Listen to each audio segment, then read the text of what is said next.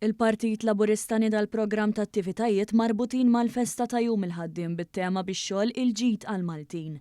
Waqt konferenza tal-aħbarijiet id-deputat mexxej għall-affarijiet tal-partit Alex Ġussaliba tkellem dwar l-importanza ta' din il-festa u sostna li kien il-Partit Laburista li dejjem tejjeb il-kundizzjonijiet tax-xogħol f'pajjiżna.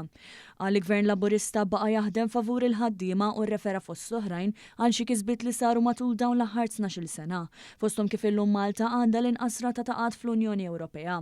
Minn barra hekk fakkar kif kien ukoll il-Gvern Laburista li rat lura l-festi pubbliċi li nsterqu minn Gvern Nazzjonalista bil-kontra wkoll ta' pajjiżi oħrajn. Nagħlqu dawn il-ċelebrazzjonijiet kollha b'mass meeting hawnhekk ġewwa triq merkanti fejn flimkien ser ikonna opportunità sabiex anka nirringrazzjaw b'mod dirett lill-Prim Ministru u anka lir-rappreżentanti tagħna fil-Parlament għal kisbiet kollha illi ksibna ma fl-aħħar mill-aħħar nibagħtu lkoll messaġġ illi dan il-partit kien għadu u jibqa' il-moviment tal-ħaddiema. Il-President tal-Partit Laburista Alex Xiberras qal li t-tema magħżula għal din is-sena tfisser li x-xogħol jiġġenera l-ġid li mbagħad ikun jista' jitqassam b'ġustizzja fost in-nies skont il-ħtiġijiet tagħhom.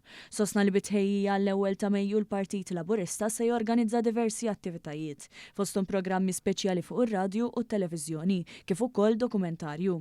Dr. Xiberras qal li l-ħadd li ġej il-Prim Ministru se jmur jiltaqa' man-nies fraħal ġdid ħall-Qormi u r-Rabat filwaqt li bejn 28 u 30 ta' April se jsiru qatt ta' żjarat mill-amministrazzjoni tal-Partit Laburista f'diversi postijiet tax-xogħol. M'hemmx dubju li bħala partit ma stajniex noqsu billi niċċelebraw bil-kbir l-ewwel ta' Mejju jum il-ħaddiem, jum u festa li għalina hija proprju għal qalbna ħafna għax hija l-identità tagħna, hija dak li tagħmilna il-Partit tal-Ħaddiem, il-Partit Laburista.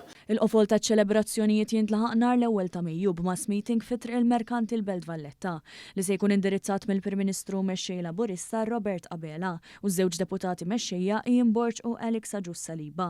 Qabel wara d-diskorsi se jittella spettaklu kbir ta' mużika minn bosta artisti lokali u grupp internazzjonali bħala mistednin speċjali f'din l-attività. Sa dan it-tant qabel il-mass meeting il-banda tal-Partit Laburista se tibda ddoqq u toħloq il-briju minn ħdejn il-Workers Memorial Building fi triq nofsinhar sa Pjazza Kastilja fejn ukoll se jkun hemm attrazzjonijiet għall-familja kollha.